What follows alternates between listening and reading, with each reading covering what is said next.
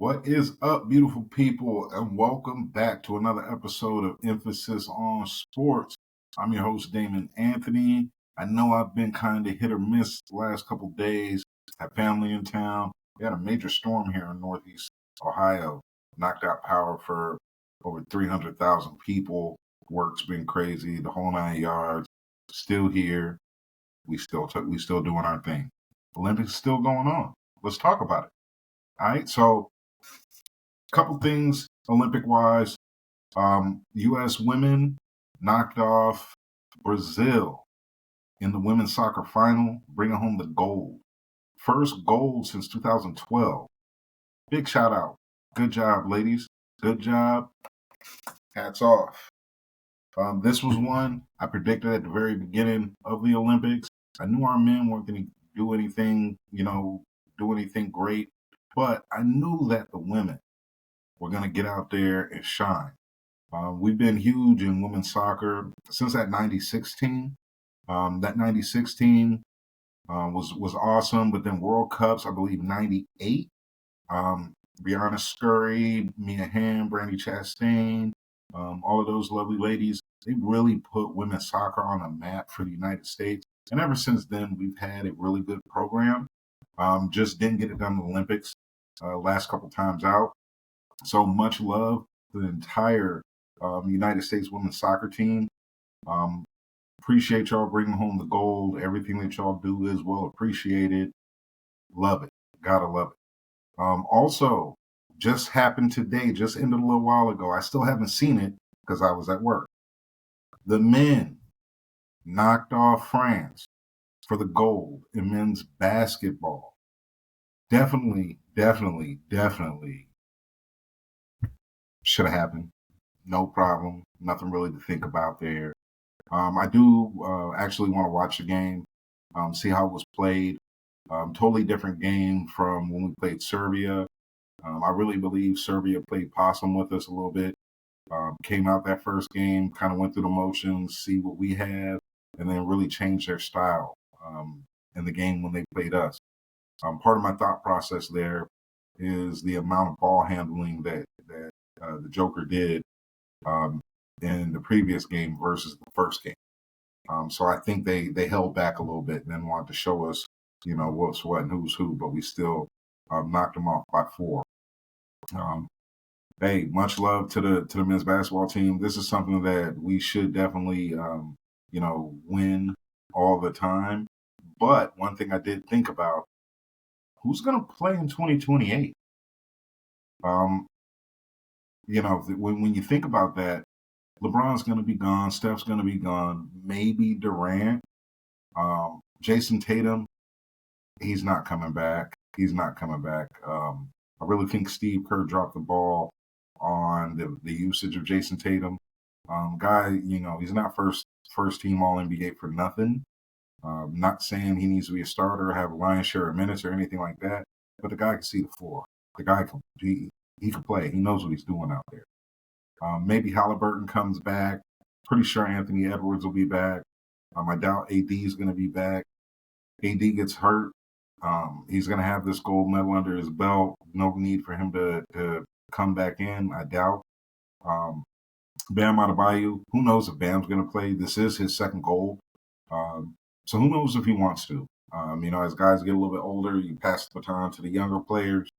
Embiid's already saying that he may want to play for Cameroon for the next Olympics. In my mind's eye, if you already want to play for another country, and he said this before they even had a chance to play for the gold, we don't want you in 2028, bro. We appreciate the hard work. We appreciate that game versus Serbia. You went out, you did your thing, but fam, if you're already saying that you want to play for somebody else, go play for somebody else. That's how I look at it, right? Maybe Booker plays. Maybe Derek White plays. But then I don't know. When you look at the landscape of the NBA, there's a lot of foreign-born players, a lot more foreign-born great players. We're talking about that's going to be around in 4 more years, right? I actually really sat down and thought about this. When you look at the younger players a lot of the younger players are from other countries. They really are. I mean, sure, you're going to have like a Paolo Banchero, Evan Mobley, maybe John Morant, um, maybe Chet Holmgren.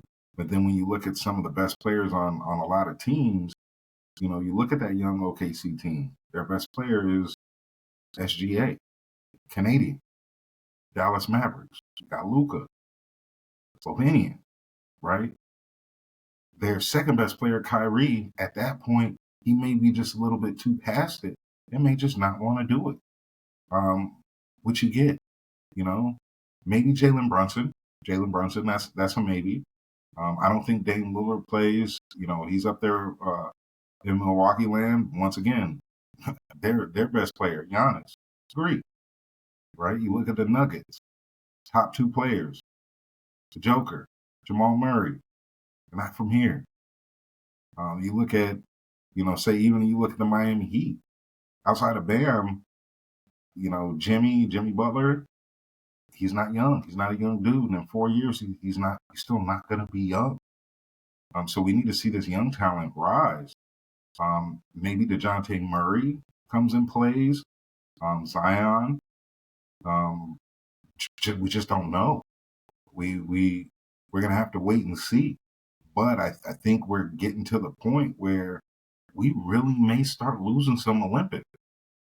And I'm saying that from an honest and unbiased standpoint. I mean, we know that the rest of the world is catching up, but the rest of the world has some of the top players in the NBA.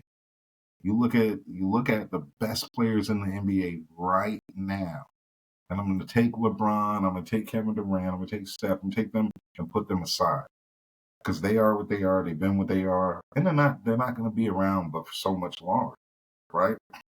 So top five, you go kind of in no particular order. Joker, Giannis, SGA, Luka, and then who you gonna throw in there? Anthony Edwards. I can live with that. Jason Tatum, maybe. I can live with that. But what that was 4 foreign players and 1 American, no matter who you put in that fifth spot. Because those first 4, you kind of can't argue. So leads me to think, what are we going to do in the 2028 Olympics? How is that going to work out? See, on the women's side, the rest of the world hasn't caught up. So they kind of have it a little bit on cruise control where they know that they could send out the top 12, 13 in the WNBA based on position, and they'll be fine. The NBA is not going to work like that. It's just not going to work like that. France isn't going anywhere. They're not. We know Wemby, he's a young pup, just had another Frenchman get drafted. And, just like in years past, when you see one country is producing stars, you go looking through the rest of that country. So we know that France is going to be there. Luka's going to have the boys ready to be there. I don't know if Joker's going to be in the next Olympics. Maybe. He loves his country more than he loves ours, which is fair. We got to see him the year that they won the championship. He didn't really want to do the parade. He wanted to go home. He wanted to go race his horses. He wanted to go do all of that, right? Very little celebrate. Well, Serbia won the bronze today, and Joker couldn't have been more happy. Didn't see him celebrate like that here because it's a love of country thing. And that being said, like the next time the Olympics rolls around, maybe he plays. Giannis will probably still be around. SGA, he's licking his chops. He's ready to come back. I think he's going to bring Team Canada ready to roll. And with this one, we're in LA. So that should be a layup for us, especially with the crowd, especially with all of that. I don't know. To be honest, I kind of expect LeBron maybe to say, you know what, I'm going to do this again. Just it seems like that's the kind of dude he is. And he's also always chasing the ghost of Michael Jordan, which is just not going to happen, bro. Just for LeBron and for all LeBron fans, LeBron, top tier, Mount Rushmore, right? There's only a couple faces. LeBron goes on there. So does Mike. you're not going to pass fight. It has nothing to do with numbers. There's a lot of people try to throw everything out there, statisticians and all those things. It's a whole different thing. We'll get into that another day. But I could see LeBron maybe saying, you know what, I can do this again. The guy seems to be non-human, so he'll probably be healthy. He'll probably be working out, playing basketball every day. Even if he's, I'm thinking if he's retired by then. But I could kind of see it. Durant is, I believe, 35, 36 years old, somewhere around there. In 4 years, that dude could play. He loves to hoop.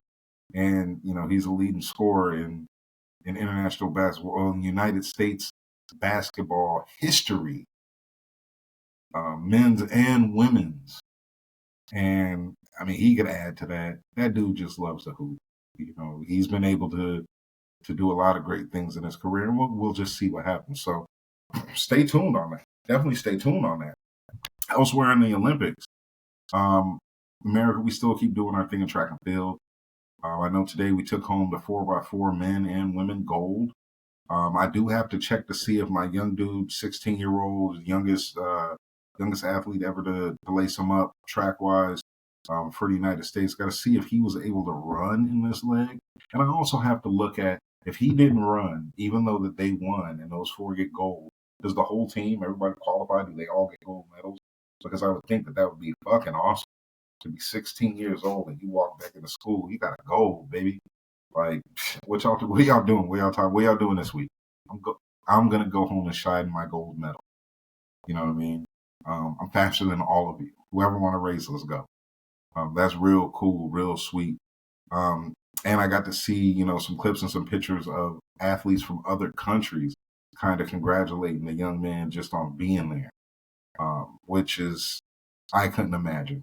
At 16 years old, I absolutely couldn't imagine.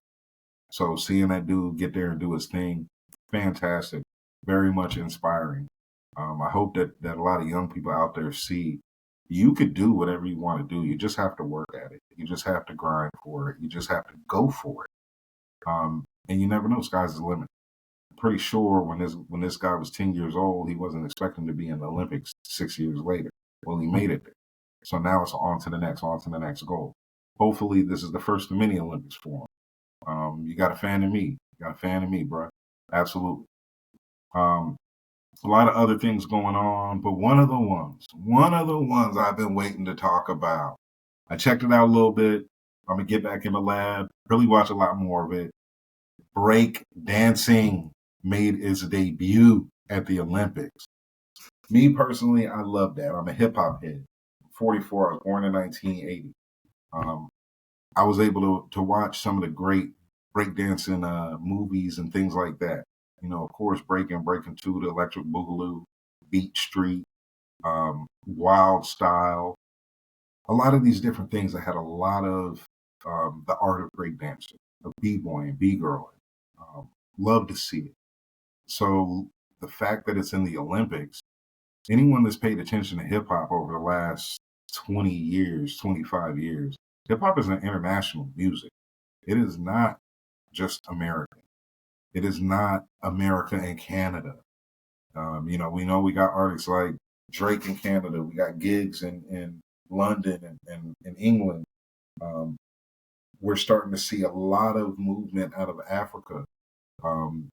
But that doesn't mean that those are the only places that hip hop lives.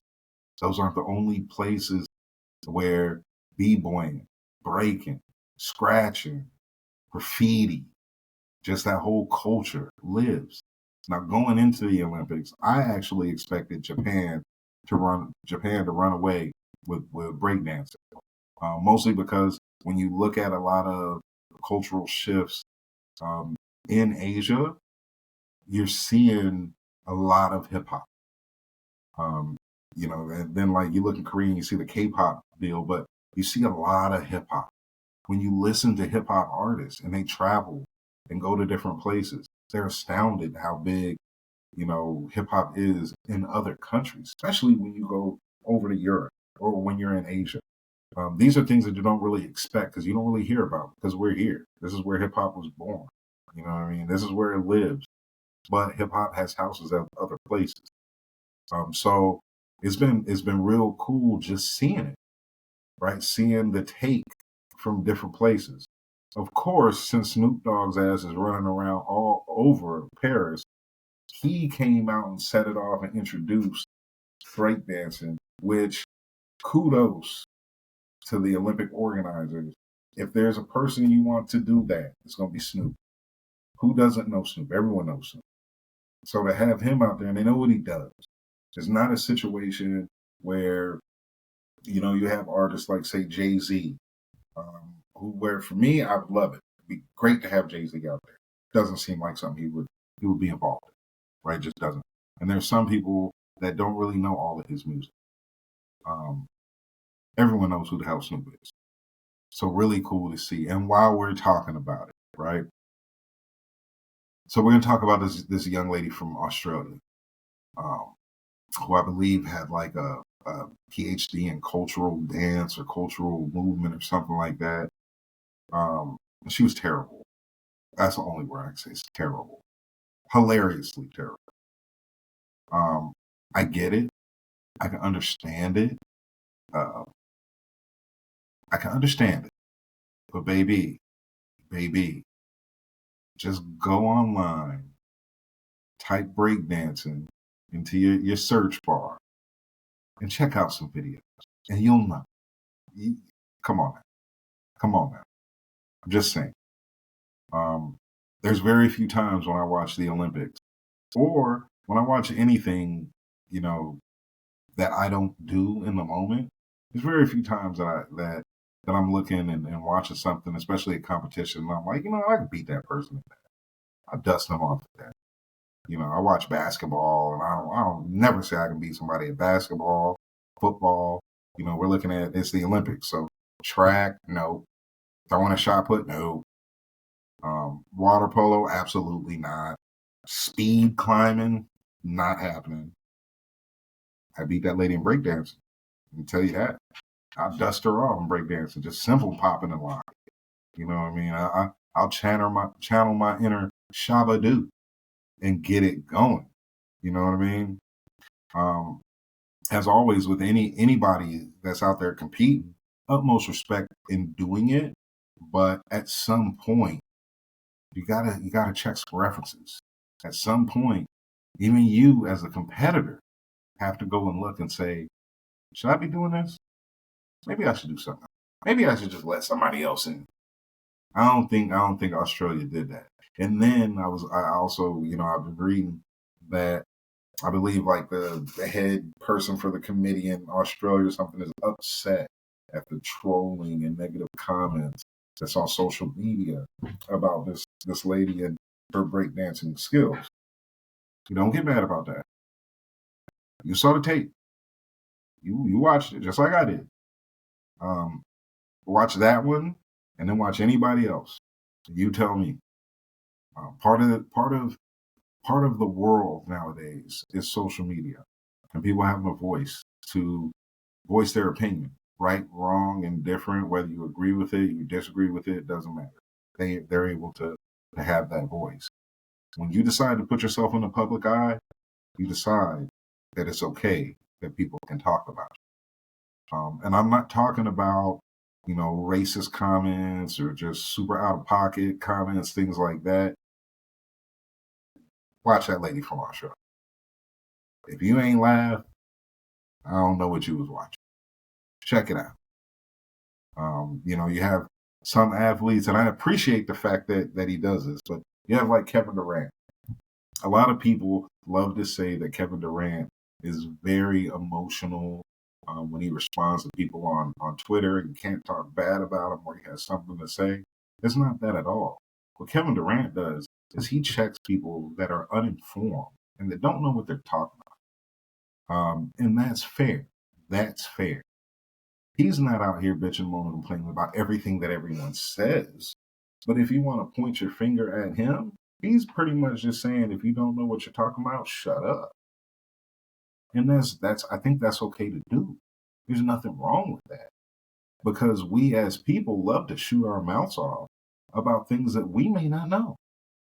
And if we don't know them, and the person that we're talking about says, hey, bro, Nah, you got it all wrong. How am I gonna say he's being emotional? I don't believe the person's emotional. I believe he has the right to say something back. What I would like to see from the breakdancing lady in Australia is hop on social and holler at people. Or just release another video and say, you know what, how about this? Hit, hit, hit. I would love to see that. Doubt it's gonna happen. It would be cool though. It would be real cool. I think last week spoke. I gave y'all some bad information. Obviously, the men's final basketball was not the last competition of the Olympics. The women do play tomorrow. We play France also. This goes to say something that I had spoke about before. When you see the host team excel in a wide variety of stuff that they don't always excel in, because of that home cooking, that pride, that push from people, and then also being able to be actually close to your loved ones. So, I think the first time you're having the same matchup in the men and women's side of basketball. I can understand France being there for the men. Didn't see it coming necessarily with the women, but congrats to y'all. Y'all ran into a buzzsaw. The women are going to go out there and do their thing. I know that. I get that. There's not a whole lot to talk about there. Tomorrow, when we talk, we'll talk about probably Asia Wilson winning the MVP of the tournament, and then just gush on them winning the gold. I mean, that's just kind of what we do. Keep that collar pop. You know what I mean? All right, so we'll talk more about the Olympics tomorrow. And closing ceremonies is going to be tomorrow. We'll talk before that. We'll get that out of the way before. So moving on to football. This is the first full preseason weekend. We know that a lot of teams starters are not going to play, or are going to play a series, maybe two.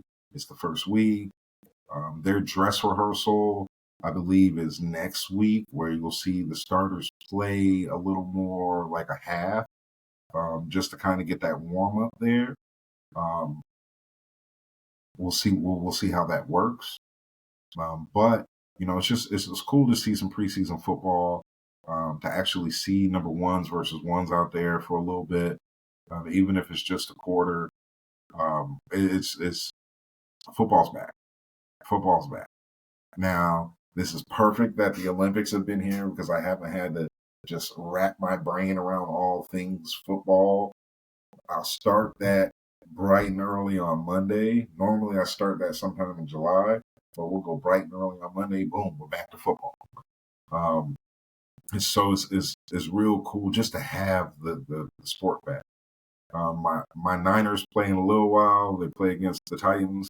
Maybe I'll check a quarter of that out. Once you sit down, old Brock, I'm out. I'm good. And I really don't care about the Titans.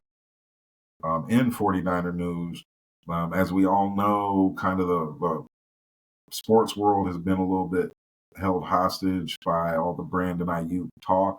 Is he going to stay? Is he not? Are we going to trade him? Are we not? Personally, I don't think he's going anywhere. We did see that there was some interest from places, New England, Cleveland, Pittsburgh, and two things kind of happened there. One, San Francisco was going to ask for a lot. That's just all it was. And I don't think these teams really wanted to give it up. New England was okay with it. New England actually offered more money too. But there's that stipulation, that clause in Brandon Ayuk's contract that he can nix a trade, say, no, I don't want to go there. So what ended up happening is, even though there was framework done, he simply said, nah, I'm good. Trade was lined up to go to Cleveland. Niners get Amari Cooper and picks. Cleveland gets Brandon Ayuk. Bruh said, nah, I'm good on Cleveland. Now the 49er fan of me is like, cool, stay.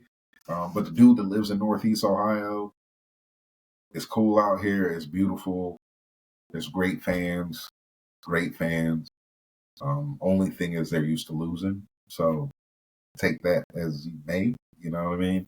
I know my Browns people, they're not going to necessarily like that, but win, and I'll shut up. So as we keep pressing through preseason football, we're going to see, in certain areas, who's going to start at quarterback for the Steelers. Some of these players are going to be actually ready to go. In Cleveland, is Nick Chubb going to be ready to go? Um, we in San Fran, is Trent Williams going to be ready to go? Especially, then you look at some of these other teams that, CeeDee Lamb still hasn't signed his new contract. And it's interesting what Jerry Jones said. They're in no rush to get that deal done. Sir, stop playing with people now. This is the stuff that makes people leave. Hey, you know what? CD could say sign me for a year and then roll right out, be a free agent and leave. And look at Jerry and say, there's no rush on me staying here. And what could Jerry say? This is when you got to watch what you say. Just because you old, just because you got money, just because you own the Cowboys, doesn't mean you run shit. Doesn't. You've been running your team for a while. Had a Super Bowl for a good minute. Good minute. Remember now, there are grown-ups out here that have 13, 14-year-old kids. The kids never seen the Cowboys win. Remember that. Come on, Jerry. Sign CD up. You better sign him up. The dude's a beast. I mean, Fred Warner could cover him, but the dude's a beast. Get that together. So we'll see what happens with the NFL upcoming over the next couple weeks until we, actually kick off the season. I do need to catch up on Hard Knocks, the training camp Hard Knocks for the Bears. Wasn't really that interested in the off-season Giants Hard Knocks. I'm good. The Giants suck. There really wasn't too much interesting there. There really wasn't. I mean, there's a lot of things that, sure, it's good to see and good to know and all of that, but the team sucks. Like, you give me a better team, I feel a different way. That being said, I'm going to go catch up on some sports, kick back, relax. Y'all be good at it. Have a wonderful rest of your day, and I'll see you next time.